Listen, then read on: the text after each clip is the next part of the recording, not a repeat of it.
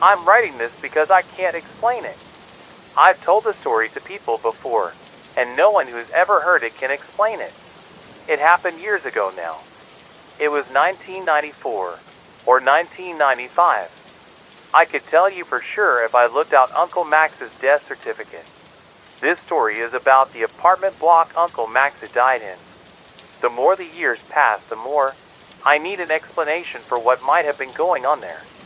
The image I was left with is too horrible. I need to rationalize it, but I can't. Before he died, I called Uncle Maxie every week from Johannesburg. In the last 6 months, he had more to contend with than ever. He'd been blind for years, a disability he developed later in life. But by the end, he was confined to a wheelchair, and really it wasn't much of a life. I was sure he was losing his mind as well. Sometimes when I'd phone, we'd speak for an hour at a time. The same things all distant relatives talk about, old family and Uncle Max's ailments. But often, when I would be talking, there'd be a protracted silence from the other side of the line.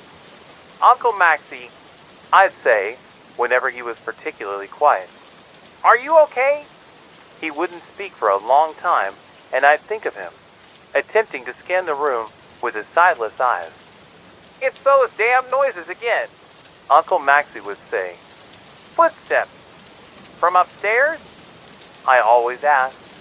"There must be 30 of them up there," he would reply. He had always sounded so deeply disturbed that it made me regret the hundreds of miles between us. "They walk around all day, back and forward," he told me. When word came of his death, I had booked the first flight to Chicago.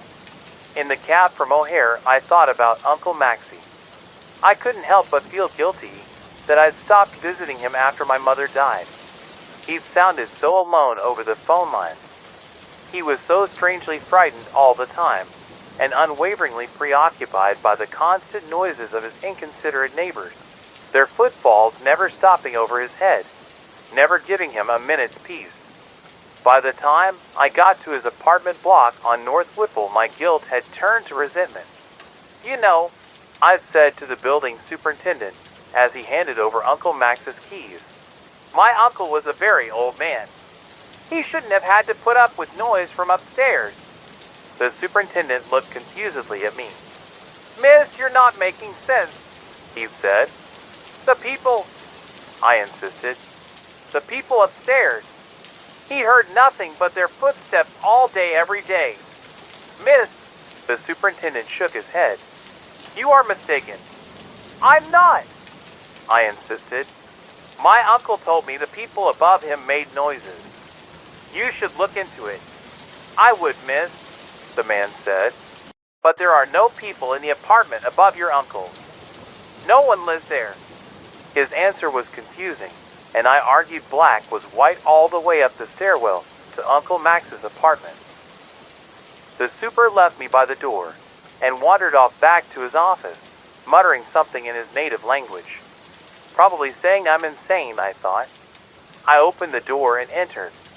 Inside, Uncle Max's wheelchair sat in the middle of a single Spartan room. I thought of him, totally blind, sitting in that room and listening to the interminable sounds from above. I looked up. What I saw took moments to register.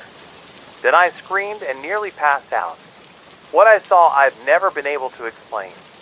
There, above my head, on every spare patch of the ceiling, I could make out the dirty smudge marks of 100 naked feet.